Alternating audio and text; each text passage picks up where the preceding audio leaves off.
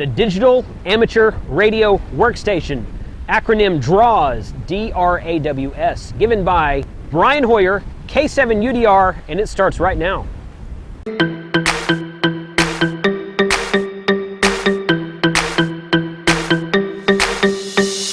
This is the next topic from the TAPR Digital Communications Forum of 2018 that I recorded in Albuquerque. Bryan Hoyer, K7 UDR, talks to us about D.R.A.W.S, the Digital Radio Amateur Workstation. This is very interesting if you're into digital voice over IP, Raspberry Pis, and the like. I hope you enjoy the episode. Next up, Bryan Hoyer, K7 UDR. That is a vanity call sign. It is. And he's going to talk about the Digital Radio Amateur Workstation, or D.R.A.W.S. Take it away, Bryan. Thank you, Steve. Okay, so let's get right into it. D.R.A.W.S. Spent some time trying to figure out a catchy name for this. DAWS, Digital Audio Workstation, is a common term, so I've kind of stolen that. You'll notice in my presentation, I steal a lot of stuff because I'm not a believer in inventing things that have already been done. Who knows what a UDRC is? Okay, yeah, maybe a quarter. So we built the thing a couple years ago called the Universal Digital Radio Controller. It's a Raspberry Pi hat. And like a lot of projects, it starts off to be one thing and then morphs into something else. So who knows what a D.R.A.W.S is? Okay, so D.R.A.W.S was Yaesu's repeater that they launched at a very competitive price of $500 to kickstart Fusion. And John Hayes got one and said, you know, I can do D-Star on this. And I said, well, I'm willing to support that project just for the political value of putting ICOM's protocol over on Yaesu's repeater. So we built those. And it had an HD15 connector, and it connected to the analog port in the back, and it does D-Star over the repeater. It's pretty cool. And then it morphed a little bit, and it had a second port that we weren't quite sure what to do with, so we made it a true two-port controller with the Mini DIN 6, and that became a UDRC2, and now it's morphing again to do something new and more interesting. It's becoming the Digital Radio Amateur Workstation. So at a glance, a UDRC is a Raspberry Pi hat. It's got a 12 to 5 buck regulator built onto it for a couple reasons. My shack, and I'm sure most of yours, everything else runs off of 12 volts. And the quality of 5-volt wall warts that power Raspberry Pis is all over the map. In fact, now one of our standard responses to, I have a software problem, is get a different power supply. Because actually that turns out to be one of the problems. You get these little intermittent hits and stuff. So by putting the regulator on there, you solve a number of problems. One, you get 5.1 volts on the Raspberry Pi pin. You backfeed it through an ideal diode, so you're no longer concerned about the length of your cable. So that makes it very shack friendly. It had an HD15 port to the Yaesu D.R.A.W.S. Yaesu has changed their firmware so that will no longer work on the D.R.A.W.S, or if you get your D.R.A.W.S upgraded, they will kill that. That's a choice that they made, which they have a perfect right to make sure that they couldn't do this anymore. And we had a Mini DIN 6, do basic 4-wire interface for the radios. As it moved to D.R.A.W.S, we've done a couple things. First off, we have more powerful Pis. The Raspberry Pi 3B Plus is out there. We've eliminated the HD15 because that market's gone. We have 2 4-wire interfaces for 2 radios. We improved the input switching for analog to make it more friendly. And John has been asking this for a number of years on our product. We added an onboard GPS with pulse per second, battery-backed real-time clock, and an SMA connector out to a low-noise amplifier antenna. Now, what does that give you? So in the past, I've told people who wanted to go mobile, well, just get a USB GPS and plug it into your Pi and you have GPS. But as most of you know, GPS works off time signals, and it uses the differences in time from satellites to calculate your position. But those satellites also have highly accurate clocks. They have to. So some GPSs have a pulse per second output, which you can feed into a piece of software, and you can't feed that in over USB because the software delays far exceed everything else that's going on. So what you end up with is there's some piece of software for the Pi that takes that in and builds up what's referred to as a Stratum 1 time source. This is all new to me, but you know about NTP? You power your network up, you get network time. John, what did you say the typical stratum level for NTP was? So when you turn NTP up, off the stratum, it means there's 15 midpoints in the high accuracy clock. Okay? And so network various protocol handles this as well, as far as straight down. But now you are one step better. And you can back it to both area networks and like or required rest back. Now there's some stuff in ham radio which requires a highly accurate time source. It doesn't have to be this accurate because propagation delays, particularly if you're doing some like whisper stuff or all that stuff, the propagation delays are big enough to wipe that out. But it gives you a couple things. One, it gives us room for experimentation going forward. If we ever want to implement true TDMA, you need the highly accurate time source. And the second thing is it gives you bragging rights so you can tell all your friends that you have a Stratum 1 time source. You can go on Amazon and buy a Stratum 1 time source for about $300, or you can buy an add-on card that you can hand wire into a Pi for about $50 plus an antenna, and you could get there that way. Because we have a Pi hat, we're just taking care of all that for you. We've also added an 8-pin accessory connector because we're looking at, did a couple talks earlier this year about the APRS of things, and we're now starting to do more and more things with our Pis. We want to use them for telemetry and control. You can get a lot of that externally through the USB port in the Pi, but we've given you some basic stuff on there.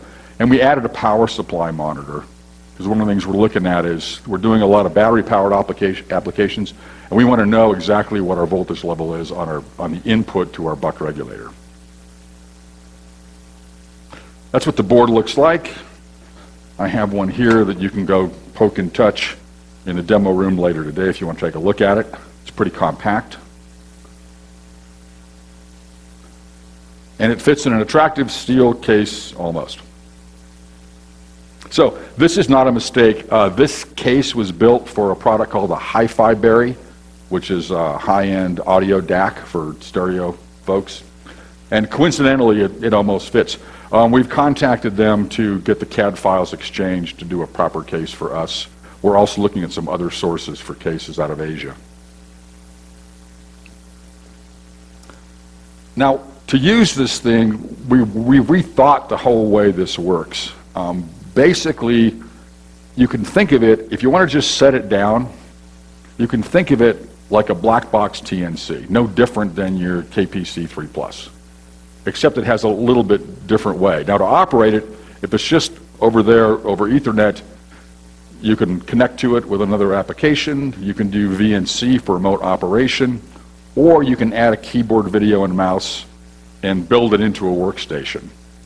I just got my son-in-law set up with his HF station, and the best spot for his shack, he's got like half an acre, was in the garden shack.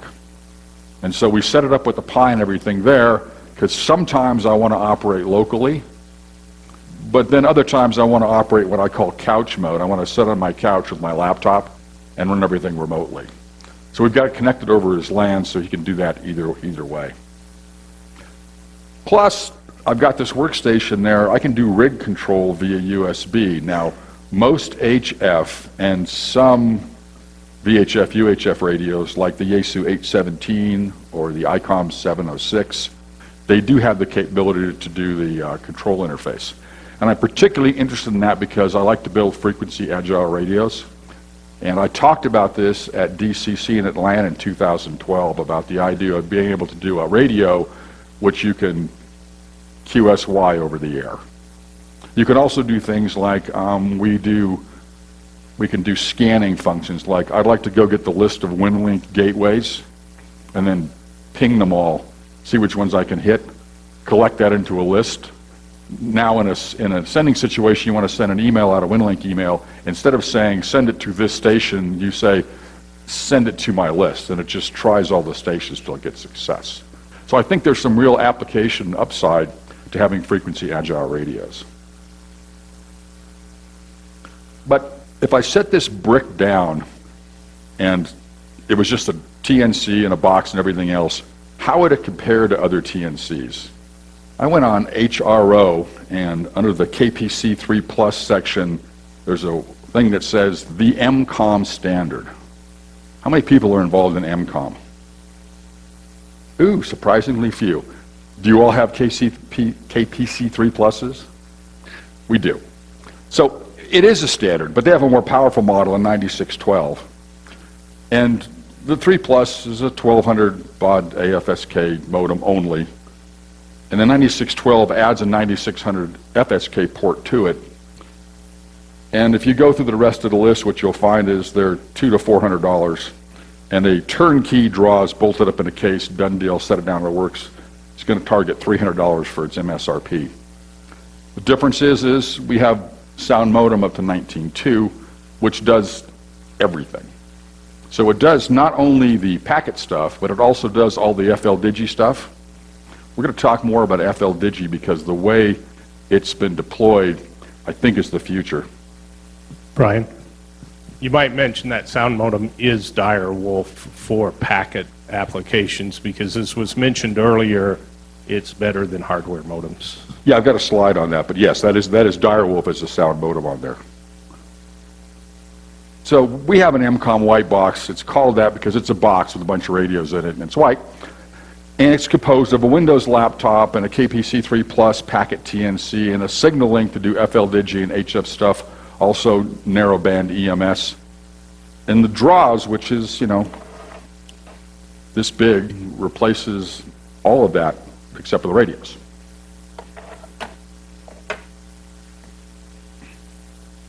So because it's a soft TNC, it can do things like the Joe Taylor stuff, JTX, it can do FLDigi. It has dire-wolf doing FSK, QPSK, 1200 to 19.2. And as John Langer said at Microhams 2018, there's no reason to buy a hard TNC today. Why would you do that? Application software, you can run it remotely, you can run it on the box, just depends on what you want to do. Zaster, APRX, your own node, FLDigi, R.D.W.S. R.D.W.S. is the HF modem that was done by the WinLink group, which is now running on Linux. So, sales model, how many of you like to build kits? Yeah, that's the maker thing. So in figuring this all out, I'm hit by a couple things. One, my Emcomm folks want to get a grant and buy a bunch of these, and they want to set the box down and have it work. But a lot of the rest of us actually enjoy the building process. So we're going to sell it to you three ways. You want it all bolted down, it's $300. You want a kit, you provide the pie and assembly, and you save $100, you save $65. A la carte, you can only buy the pieces that you want. There'll be an SD card image that goes with it. If you want, I'll sell you an SD card, or the image is free online, so that goes either way. Prototypes are working, the productions are in fab. I'm still working on getting the cases sourced. End of this month, we'll be shipping board only. And we're going to have an early adopter sale after DCC, which I guess is like Monday. We're going to put out some kind of discount for all of you who want to be early adopters. Enough sales pitch. Let's get into something more interesting. So compatibility is the enemy of progress. I know I said that, but maybe somebody else said it too. It doesn't seem to be that odd of a notion. I look at these situations, and have you ever looked at color TV? It's like the color subcarrier and the audio this and the SCA, and it's like it's a mess. The color burst on the end, it's an absolute mess. And then when digital TV went to analog, I guess that was, about 10 years ago? Congress got involved, and we had to be able to get you a little converter box for $40 so you could hang on to your precious analog television. And unlike the Japanese that just said, on this date we switch, or the Chinese who said, yeah, the pollution's bad in Beijing, we'll just move the factories to someplace else. So those are mechanisms to do this. So the bottom line is that by always going back to the lowest common denominator, Bob Bruninga, who I think is a fantastic individual in ham, I love Bob, except he's always hung up on it must work on a 20-year-old handheld. And at some point, you have to cut the cord if you want to make any progress. And the problem is, it's the cost of equipment. But as we move from a hard TNC model to a soft TNC model, let's take FL-Digi for example. FL-Digi plus a signal link.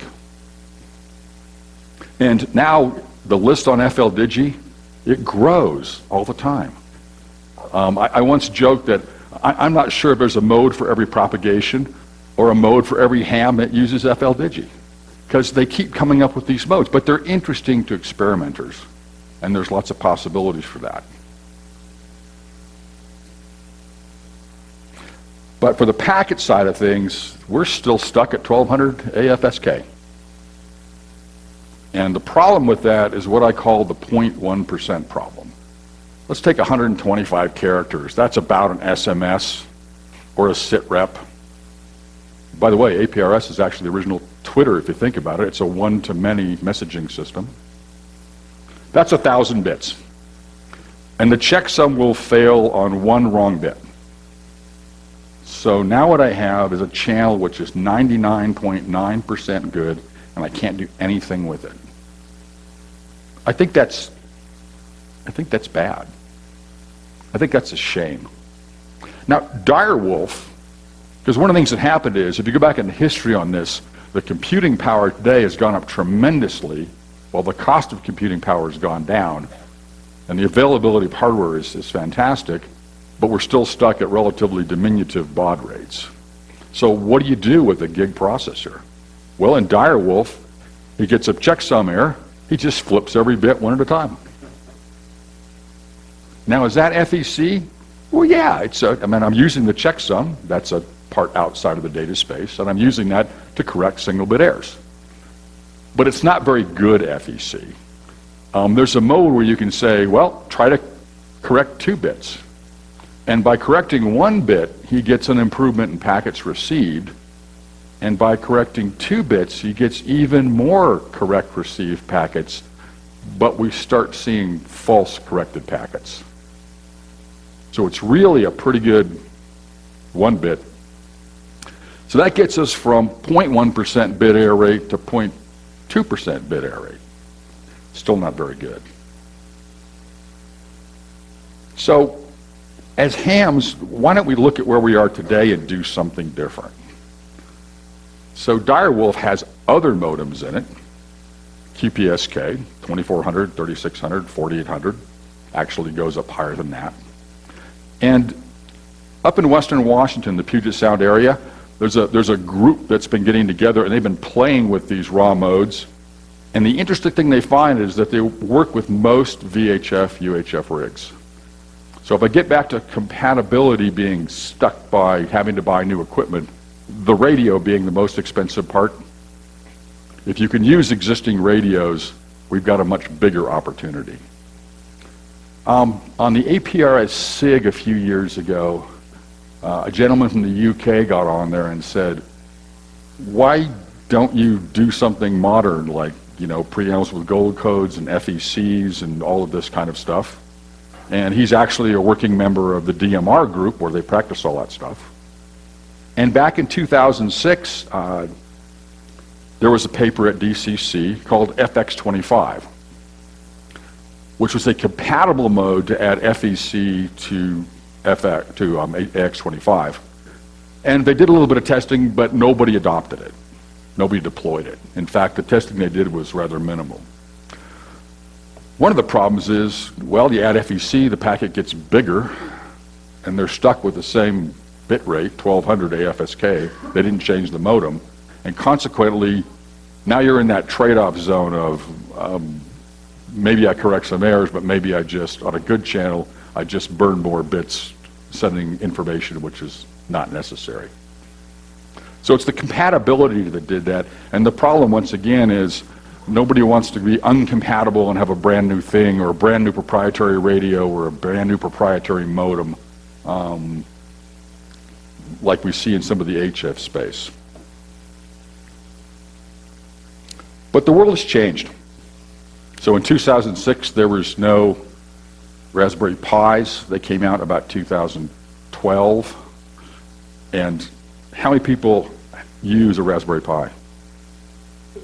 See, that's, okay, so when you say, well, you have to buy all new stuff, it's like, well, none of you people need to buy all new stuff because you already have Pis and are familiar with them. You just need to get a sound card interface and some other stuff and start playing with this. So what I want to build is a channel sounder. I got this notion from Phil Karn a few years ago. We actually have a really unique environment up in the San Juan Islands. John mentioned we got 170-something islands, about 20-something of them are occupied. And the terrain is up and down and all over the place, so it's a very challenging environment to get VHF, UHF stuff around. So what we want to build is have a mobile station, and it's going to send GPS packets continuously. And in a discussion later with Phil, he's probably going to help modify this for me. Then we'll have a Hilltop Digi that'll just pick them up and ship them back to a fixed site where we can do analysis and collect data. That's where we can start to play with what should the FEC look like, which modems are the best, how are we getting through. We can start to characterize it.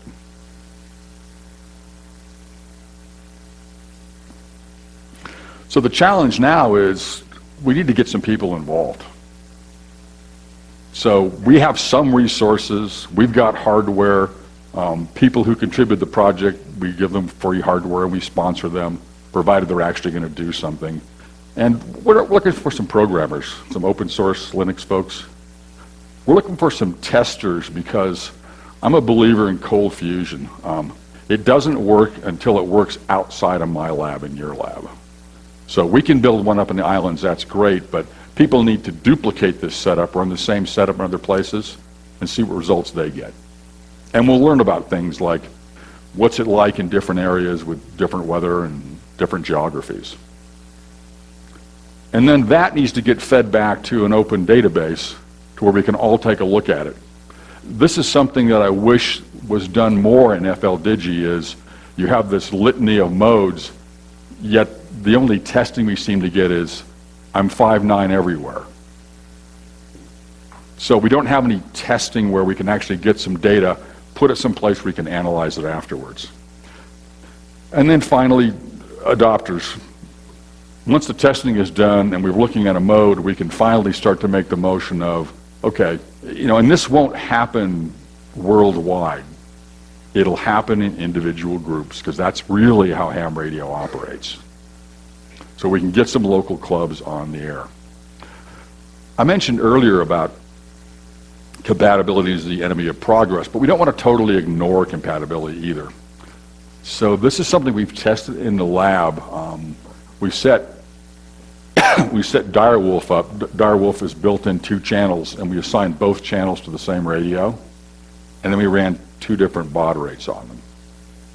So now you have multiple receivers, and what that gives you is the ability to develop a system where if somebody comes in on 1200 AFSK, we can still pick it up and respond to that.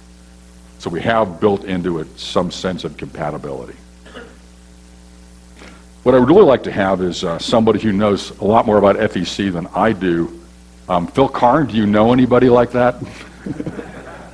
Okay, well if you know of anybody, then send them my way so that we can get some people who know what they're doing to take a look at this. Any questions?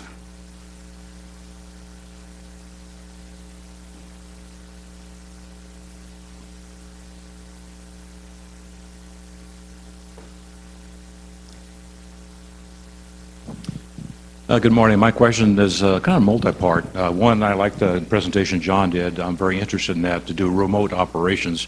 But also the part that you have here on draws, I'm curious if there's any limitations on the type of mode. For example, I run ALE, Automatic Link Environment, and use MIL Standard 188-10, which is a government protocol. That's not inhibited on your device, is it? Well, restrictions are by license, not by device. So, Right. so no. The question is has someone implemented those modes on a Linux platform we can get access to?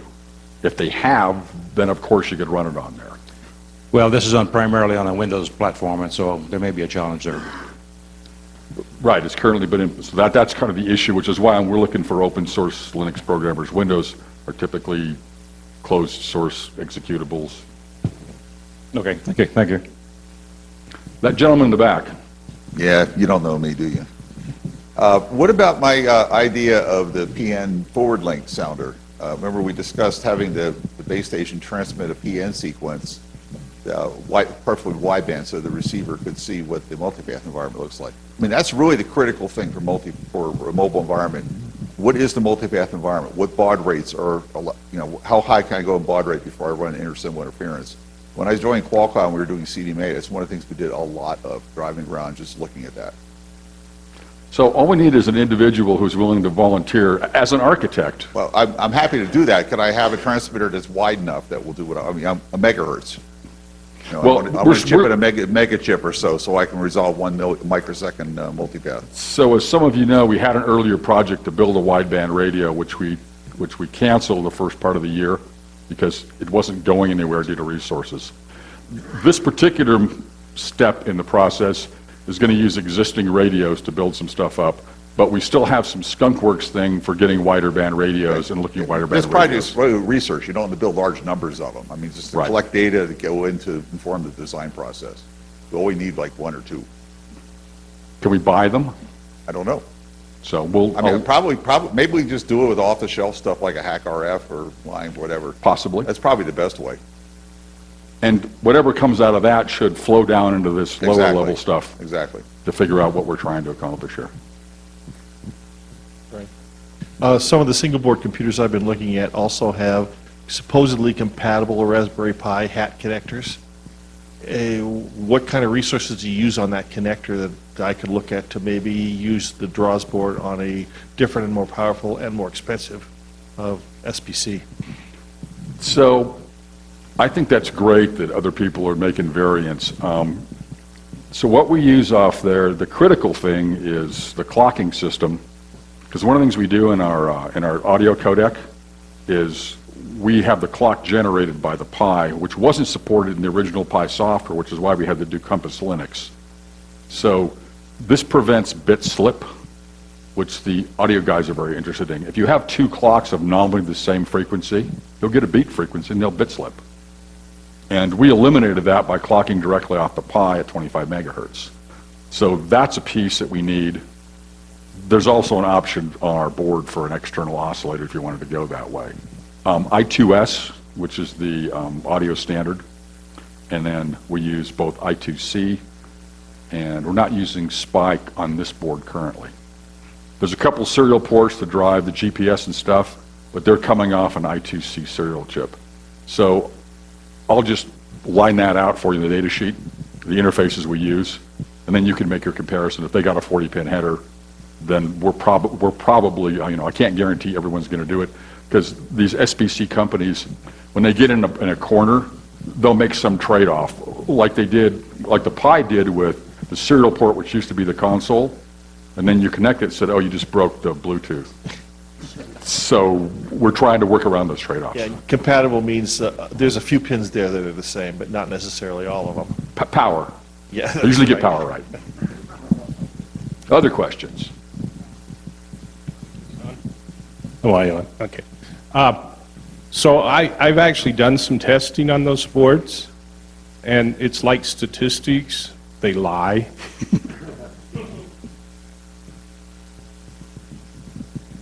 Yeah, it's when it comes down to when the Pi first came out, so many of you don't know, but we built our own Pi before there was a Pi because there were no Pis. And we actually sold 10,000 a month in China to the education market. And it had an ARM processor and an Ethernet port. We actually built the Pi too because we had 4 USBs from the get-go, and it had a 40-pin accessory header. So we built all that. We were selling them, and they were costing about $50 a piece at 1,000 quantity. And then the Pi came out, and by the time the Pi 2 came out, we just switched to it. And people would argue with me about the architecture, and I say, you're missing the point. There's now 10 million Pis in the world. It's the platform and development that matters. And over time, the Pi architecture got better. You know, the network is now faster. The problems early on with the SD cards getting erroneously written to and dying, that got solved in the drivers. The BeagleBone Black was a real popular one with some of my techie friends, but it just didn't keep up in terms of what's going forward because it didn't have the mass behind it.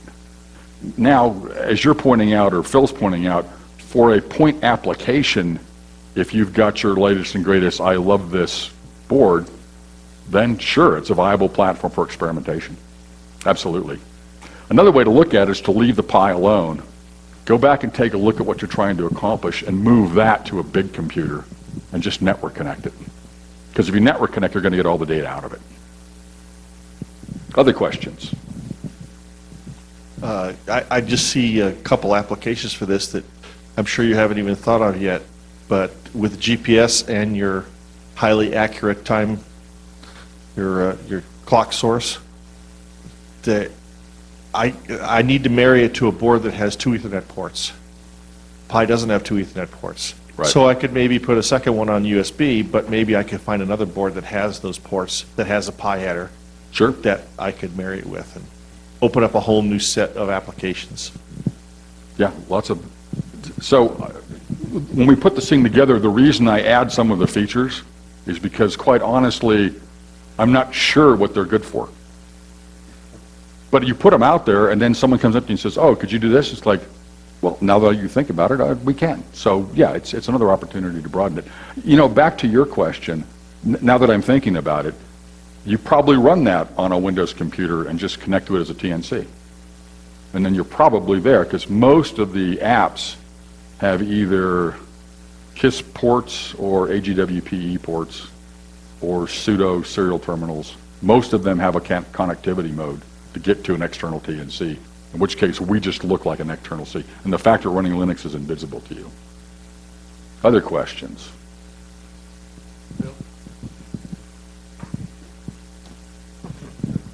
How wide a bandwidth are your ADC, the audio ADCs you've got on there for, is it 48, 192? They sample up to 96K, and there's actually a bunch of built-in filtering, this DSP built into the codec, which you can download and do some pre-filtering on if you choose to go that way. The actual sample rate inside the codec is about 6 meg, and then they downsample it down to the 96K, which is what goes over the I2S port.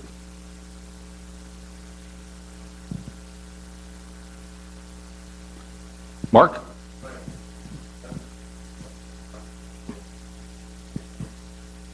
About which one?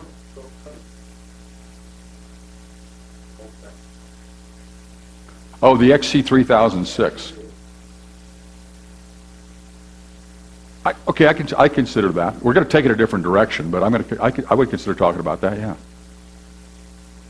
So Yes.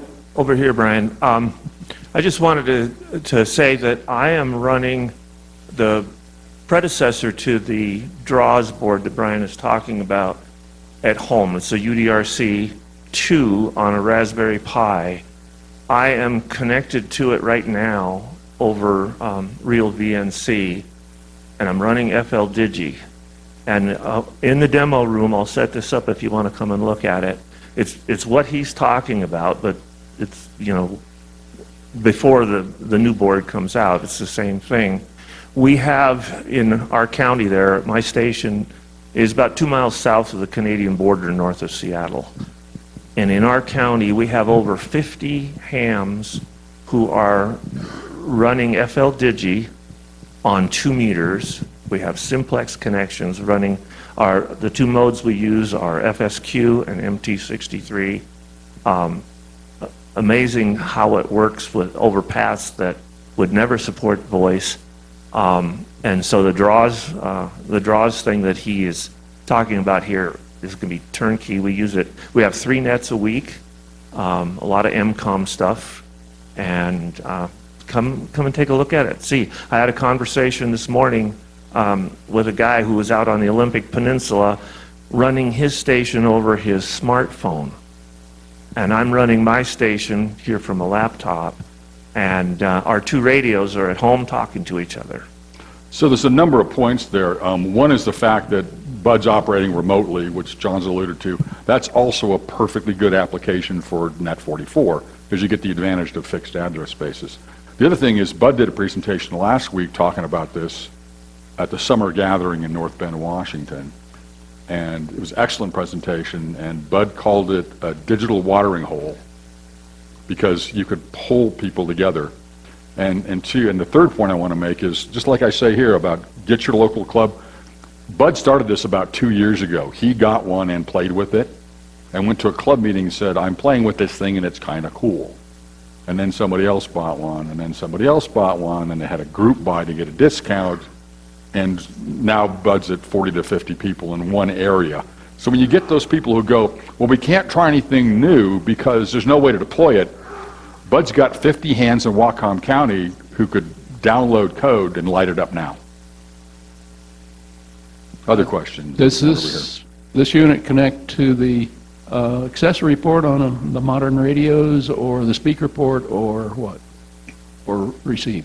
So it connects to the data port on modern radios, many of which are mini DIN 6s, many of which are other connectors. If it's another connector, then the connector we ship with the radio will get you halfway there, because the mini DIN 6 is awful to solder. Chop the end of it off and start wiring it up. Alinco uses DB9s. There's some HD15s out there. I think the Bridgecom stuff uses HD15s.